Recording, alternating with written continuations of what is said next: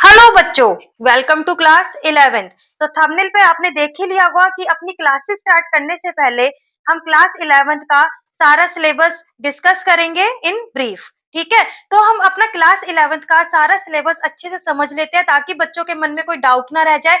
जैसे कि बच्चों को बहुत डर होता है या पैनिक होता है या इंटरेस्ट होता है जानने का, तो हम पहले इसको डिस्कस कर लेते हैं। ठीक है, क्लास 11th का कंप्लीट सिलेबस इस वीडियो में हम डिस्कस करते हैं। तो टोटल बेटा आपके इसमें 14 चैप्टर्स आएंगे जो कि 5 कैटेगरीज में डिवाइड है। 5 कैटेगरीज मींस 5 यूनिट्स में आपका सिलेबस डिवाइड किया गया है। तो फर्स्ट यूनिट है आपकी sets and functions. First unit का नेम है सेट्स एंड फंक्शंस। इसके अंदर हम पढ़ेंगे सेट्स। सेट्स आपको फर्स्ट टाइम इंट्रोड्यूस किए जा रहे हैं, इससे पहले आपने कभी नहीं पढ़े। सेट्स आपको सेट क्या होता है? एक सेट होता है ना, जैसे किसी चीज का हमने सेट बना दिया, ऐसे ही हम नंबर्स के सेट पढ़ेंगे कि किसी स्पेसिफिक क्वांटिटी को लेकर हम उसका सेट बना रहे हैं। उसकी रिप्रेजेंटेशन सीखेंगे, उसको कैसे रिप्रेजेंट करना है, टाइप्स ऑफ सेट कैसे होते हैं। जब हम डिटेल में चैप्टर अपना क्लासेस स्टार्ट करेंगे तो तब हम ये अच्छा डिटेल में पढ़ेंगे हर एक चीज। सबसेट्स, सेट्स के छोटे पार्ट्स सबसेट्स। ठीक है, subsets of real number. Real numbers आपको पता है, पढ़ते हुए आए हो बचपन से, तो उसके जो सबसेट्स होंगे, उसके छोटे छोटे सेट निकल के आएंगे, उसको पढ़ेंगे सबसेट्स। और हम यहाँ पे ये भी पढ़ेंगे कि जो हमने real numbers, natural numbers, whole numbers पढ़े हैं, उनको भी एज अ सेट हम यहाँ पर पढ़ेंगे कि उनको हम एज अ सेट कैसे रिप्रेजेंट कर सकते हैं। ठीक है, intervals as a subset of R. Intervals पढ़ेंगे, उनके वेन डायग्राम बनाएंगे, वेन डायग्राम्स बनाएंगे उनके। ठीक है, ऑपरेशंस वगैरह जो भी उसका अंदर होगा सिलेबस के अंदर, हम डिटेल में जब चैप्टर करेंगे तो अच्छे से समझ पाएंगे। यहाँ पर रीडिंग करने से इतना कुछ नहीं है, आप यहाँ पर देख सकते हो इसके अंदर मैंने क्या क्या लिखा हुआ है। ठीक है, सेकंड चैप्टर है आपका relations and functions. Relation and function आपके लिए बिल्कुल न्यू टॉपिक है और ये सेट से ही निकल के आया है। सेट से ही निकल के आया है।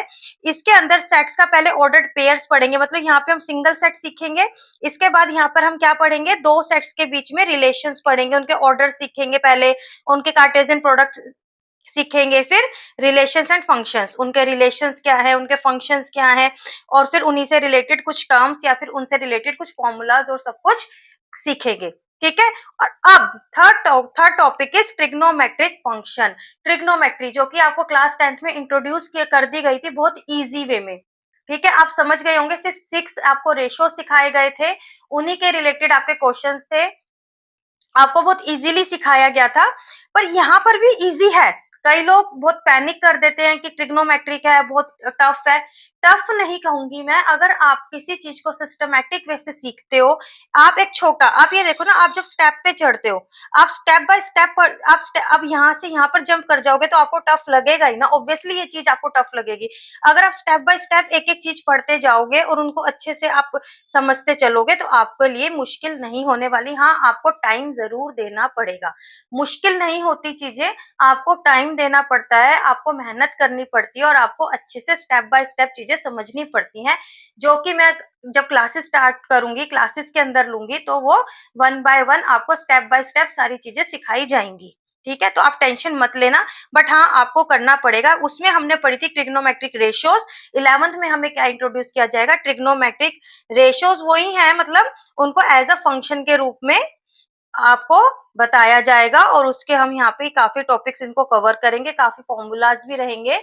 तो और जैसे हमने पढ़ा था क्या, साइन 90 तक, 90 डिग्री हमारा लास्ट एंगल था जो हमने वैल्यूज पढ़ी थी। अब हम पूरा फुल एंगल 360 डिग्री के लिए उसको पढ़ेंगे। बस यही चीज हमारी घूम फिर के आएगी पूरे चैप्टर में और इसी को अलग अलग तरीके से घुमा दिया जाएगा।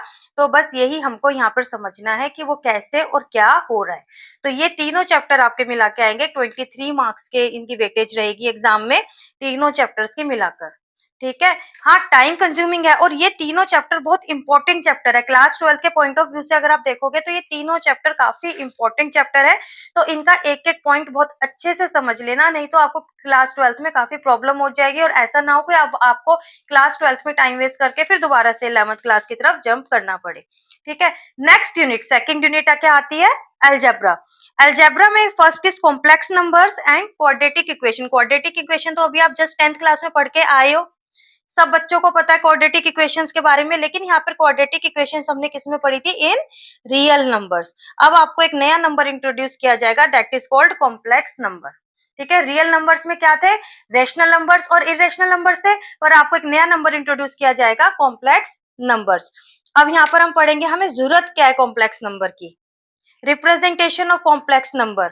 कॉम्प्लेक्स नंबर को हम कैसे रिप्रेजेंट कर सकते हैं, और आपकी इक्वेशन को दो पार्ट्स में डिवाइड कर दिया जाएगा, रियल पार्ट और इमेजिनरी पार्ट में।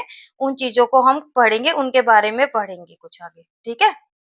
उनको दो पार्ट में, अगर कोई नंबर है तो हमारे पर यहाँ पे मैं थोड़ा सा आइडिया देती हूँ, आयोटा, आयोटा से हम कॉम्प्लेक्स नंबर को रिप्रेजेंट करते हैं। और यहाँ पे 5 + 3 आयोटा, तो ये आपका रियल पार्ट है, रियल पार्ट तो जो हम पढ़ते हुए आए हैं, और ये हमारा हो जाता है इमेजिनरी पार्ट। तो इसको हम यहाँ पर डिस्कस करेंगे, काफी इजी चैप्टर है ये, पांचों चैप्टर ही इनफैक्ट मैं कहूंगी अगर आप एक बार इनको कर लेते हो तो ज्यादा मुश्किल टाइम नहीं है और ज्यादा टाइम टेकिंग भी नहीं है। और इन पांचों चैप्टर का ही आप देखो 25 मार्क्स का वेटेज है, तो काफी अच्छे और इजी और स्कोरिंग चैप्टर्स में इनको बोलूंगी। ये ज्यादा मुश्किल वाले चैप्टर्स नहीं है। लीनियर इनइक्वालिटीज, इनइक्वालिटी से आपको पता लग गया, ठीक है। अब इसके अंदर क्या होगा, अभी तक तो हमने पढ़ा है कि हमारे पास कोई भी इक्वेशन होती थी तो इक्वल का साइन होता था, लेकिन इसके अंदर हम क्या पढ़ेंगे, जो हमारे पास ग्रेटर देन और लेस देन या फिर ग्रेटर देन इक्वल्स टू या लेस देन इक्वल्स टू, ये वाले साइन हमारे पास रहेंगे। इनको हम पढ़ेंगे, इक्वालिटी ना कर कर इन इक्वालिटीज हम पढ़ेंगे। और लीनियर में हम क्यों बात कर रहे हैं, लीनियर के अंदर मतलब कि हमारी इक्वेशन लीनियर में रहेगी, लीनियर रहेंगे। यहाँ पे क्वाड्रेटिक मतलब यहाँ पर एक्स वाई की पावर नहीं आएगी, हम इसको थोड़ा सा लीनियर से ही डिस्कस करने की कोशिश करेंगे, ठीक है, इजी बनाने के लिए। तो next is permutation and combination. Permutation और कॉम्बिनेशन आपके लिए बिल्कुल नया टॉपिक रहेगा, इसको समझेंगे, समझने वाली चीज है। इस चैप्टर में बच्चे ज्यादातर कंफ्यूजन कर देते हैं, मतलब थोड़ा कर आते हैं एग्जाम में समझते हुए भी, लेकिन वही बात मैं दोबारा से आपको रिपीट करूंगी कि अगर आप सिस्टमैटिक तरीके से स्टेप बाय स्टेप चीजों को और दिमाग खोलकर अगर आप चीजों को समझते हो तो कोई मुश्किल नहीं है। इनके एक्स्ट्रा क्वेश्चंस भी हम कवर करेंगे, तो इससे आपकी एक्स्ट्रा प्रैक्टिस भी हो जाएगी, आपको टेंशन लेने की कोई बात नहीं है इसके अंदर। लेकिन हाँ, आपको अगेन एंड अगेन सेम बात ही हर एक चीज के साथ कि आपको टाइम तो देना ही होगा, मेहनत तो करनी ही होगी, पर चीजें आपको समझ आ जाएंगी। Sequencing, fourth is binomial theorem.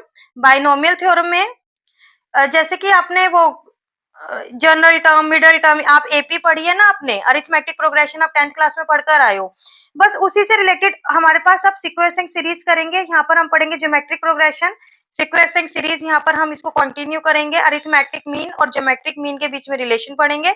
और बाइनोमियल थ्योरम, थ्योरम इज मतलब आप ये लगा लो कि एक तरीके से एक फॉर्मूला है जिसको आपको पढ़ना है, उसी के अकॉर्डिंग आपको इन सब चीजों को सॉल्व करना है। एक पास्कल ट्रायंगल आपको समझाएंगे या जो भी होगा जब हम एक्सप्लेन करेंगे, उसके अंदर आपको देखो टर्म्स निकालनी है, journal term, middle term, independent term. वो क्वेश्चन टू क्वेश्चन डिपेंड करता है कि हमें उस फॉर्मूले को कैसे यूज करना है, उस क्वेश्चन के अकॉर्डिंग उस चीज को कैसे घुमाना है, ठीक है। तो वो हम जब ज्यादा से ज्यादा क्वेश्चन सॉल्व करेंगे तो ये चीजें, ये भी इजी है, हमारा ये चीजें सॉर्ट आउट हो जाएंगी, ज्यादा मुश्किल तरीके के क्वेश्चंस नहीं आते इसमें से। और ये बहुत अच्छा है, और पांचों 25 मार्क्स के तो आपको स्कोरिंग है, ठीक है। अब आ जाते हैं हम नेक्स्ट यूनिट, थर्ड यूनिट पे। थर्ड यूनिट का नाम है कोऑर्डिनेट ज्योमेट्री। कोऑर्डिनेट ज्योमेट्री से आपको इंट्रोड्यूस कर दिया गया था क्लास 10th में। तो इसके अंदर straight lines, conic sections and introduction to 3 dimensional geometry, यहाँ पर एक नई चीज से इंट्रोड्यूस करेंगे आपको, इंट्रोडक्शन टू 3 डायमेंशनल ज्योमेट्री, ठीक है। कोऑर्डिनेट ज्योमेट्री में हम क्या पढ़ के आए थे 10th क्लास में, डिस्टेंस फॉर्मूला, सेक्शन फॉर्मूला, ठीक है, डिस्टेंस फॉर्मूला और एक सेक्शन फॉर्मूला हम पढ़ के आए थे। देखो यहाँ पे वो ये रिकॉल हम 10th क्लास का पहले पढ़ेंगे क्योंकि उसी से ये निकल के आ रहा है सारा। कोऑर्डिनेट ज्योमेट्री हम पढ़ेंगे, समझेंगे स्लोप क्या होता है, एक लाइन है उसका स्लोप क्या होता है, उसका इंक्लिनेशन क्या होता है, various forms of the equation of a line, various forms पढ़ेंगे, इन सबको यहाँ पे हम डिस्कस कर लेंगे। ये तो सबसे इजिएस्ट चैप्टर है, this is the easiest chapter. हाँ, conic section is the interesting chapter. Conic section थोड़ा लंबा चैप्टर है, इसके अंदर बस आपको मेनली देखा जाए तो चार चीजों को पढ़ना है, चार सेक्शंस को पढ़ना है आपको, सर्कल, एलिप्स, पैराबोला और हाइपरबोला, ठीक है। इसके अंदर मेनली आपको इनको पढ़ना है, लेकिन इनके बारे में, ये सब चीजें इनके चारों के बारे में अलग अलग से हमें डिस्कस करनी है, बस वही थोड़ा सा कंफ्यूजन क्रिएट कर देता है। एक बार आपका सिलेबस कंप्लीट हो जाए उसके बाद मैं आपको लर्निंग टेक्निक्स भी सिखाऊंगी, या फिर बीच बीच में भी वीडियोस डालती रहूंगी लर्निंग टेक्निक्स की, कि आप इन सबको अलग से कैसे समझ सकते हो।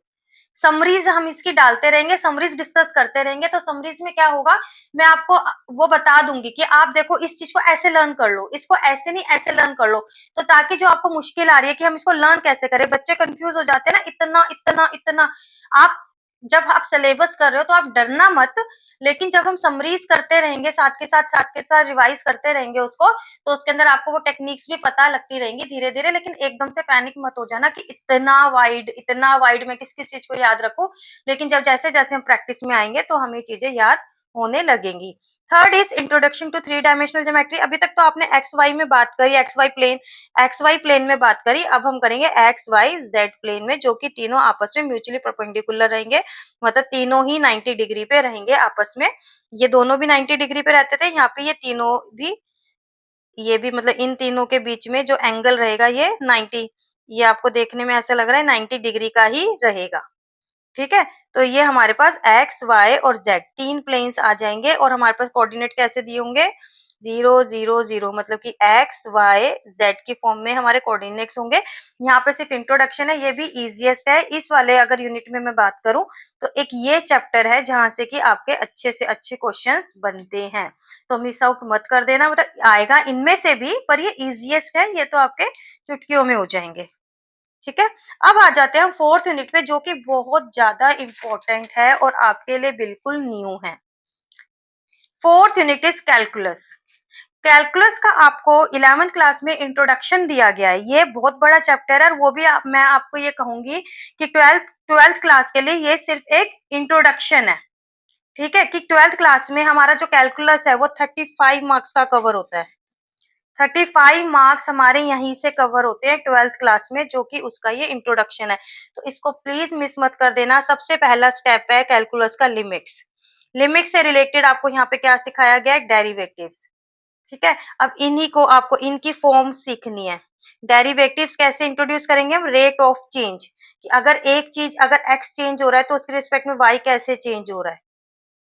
समझ रहे हो? जैसे एक फ्रेंड है ना, एक फ्रेंड चेंज हो गया, एक फ्रेंड ने पढ़ना छोड़ दिया, तो उसके रिस्पेक्ट में आप कितनी जल्दी पढ़ना छोड़ देते हो। या फिर एक फ्रेंड ज़्यादा पढ़ने लग गया तो कितनी आप उसको नहीं समझते, फिर भी नहीं पढ़ते, ठीक है? तो हमें दूसरे के रिस्पेक्ट में वो चीज़ कितनी जल्दी चेंज हो रही है या नहीं हो रही है, या नेगेटिव इम्पैक्ट आ रहा है या पॉजिटिव इम्पैक्ट आ रहा है, उन चीज़ों को हम समझेंगे। और ये बहुत ज़्यादा इम्पोर्टेंट चैप्टर है और ये आपका 12th में 35 मार्क्स का कवर करने वाला है। इससे आपके आगे जाके 5 चैप्टर्स बन जाएँगे। क्लास 12th में जाके 5, 6 हाँ, या शायद 6 5 चैप्टर बनेंगे आपके, ठीक है? इस 35 मार्क्स से 5 चैप्टर्स आपके बन जाएँगे क्लास 12th में।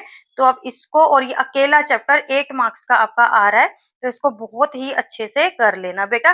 12th क्लास की फाउंडेशन है क्लास 11th। वैसे तो हमें 9th से ही सीरियस हो जाना चाहिए, पर क्लास 11th तो आप बिल्कुल भी वो मत समझना, क्लास 11th को क्लास 12th की फाउंडेशन है। अगर आपने क्लास 11th में ध्यान नहीं दिया ना मैथ्स के ऊपर, तो बहुत ज़्यादा लैक हो जाने वाले हो आप क्लास 12th के अंदर, स्पेशली मैथ्स में। और फिर वो जो जहाँ से आपका क्या क्रिएट होता है? मैथ्स फोबिया क्रिएट हो जाता है। मैथ्स फोबिया कुछ नहीं होता, यही होता है कि आपने सिस्टमैटिक स्टडीज नहीं करी हुई। ठीक है? अब आ जाते हैं स्टैटिस्टिक्स एंड प्रोबेबिलिटी में। प्रोबेबिलिटी ये तो आप पढ़ते आए हो, 9th-10th में भी हमने देखी है। तो इसके अंदर हमने स्टैट्स में क्या देखा है? Mean and median and mode. हम 3 चीजें पढ़ के आए हैं क्लास 10th के अंदर।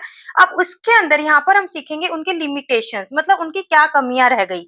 उनकी कमी रह गई तभी तो हमें आगे पढ़ना पड़ा ना उसके अंदर कुछ। फिर उसकी कमी की वजह से हमने क्या निकाला? वेरिएबिलिटी। अब हम क्या चेक करना सीखेंगे? Variability, measures of dispersion check करेंगे।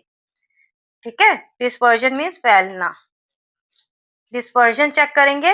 फिर हमारे पास उसकी range, mean deviation, variance, standard deviation, grouped और अनग्रुप्ड डेटा। ग्रुप डेटा के लिए भी और अनग्रुप्ड डेटा के लिए भी हम अच्छे से डिस्कस करेंगे स्टैट्स में। ये डिस्कस करते हैं। Last chapter is probability. Probability में अभी तक आपने थ्योरेटिकल अप्रोच पढ़ी थी। अब उन्हीं सब में आगे बढ़ते हुए types of events, sure, impossible events, simple events, compound events, algebra पढ़ेंगे। उनके बीच में अलजेब्रा मतलब जो उनके ऊपर हम ऑपरेशंस ऑपरेट करते हैं, दैट इज कॉल्ड अलजेब्रा। तो उनके कॉम्प्लीमेंट्री इवेंट्स, ये इनके ऊपर ऑपरेशंस हैं। ये आपका कहाँ पढ़ाओगे आप? सेट्स में भी पढ़ाओगे। अगर आप सेट्स मिस कर देते हो ना, फर्स्ट चैप्टर जो था 11th क्लास का, तो इन चीजों में भी आपको प्रॉब्लम आएगी। अब दोबारा से जाके फिर आपको वहां पे पढ़ोगे। ये जो चीजें सेट से रिलेटेड, सेट से निकल के आ रही हैं आपकी प्रोबेबिलिटी में, तो आप अगर वहां पे अच्छे से करके आओगे तो यहाँ से यहाँ पर आपको लास्ट चैप्टर में कोई प्रॉब्लम नहीं आने वाली। ठीक है बच्चों? तो यहाँ पे हमारा सारा सिलेबस का ओवरव्यू खत्म हो जाता है। इतना सा ही बस हमारा कोर्स है। बस कहना शायद बच्चों को अब हँसी आ गई होगी, लेकिन कोई बात नहीं, जब करेंगे तो होएगा भी। इसके अंदर बेटा हमारी क्लासेस स्टार्ट हो रही हैं, 12th मई से स्टार्ट होंगी। कहाँ पर स्टार्ट होंगी? यूट्यूब चैनल पे ही स्टार्ट होंगी, सबके लिए फ्री रहेंगी वो क्लासेस। तो और 3 बजे आया करेंगी, ठीक है? 3 बजे 3 PM क्लासेस आएंगी।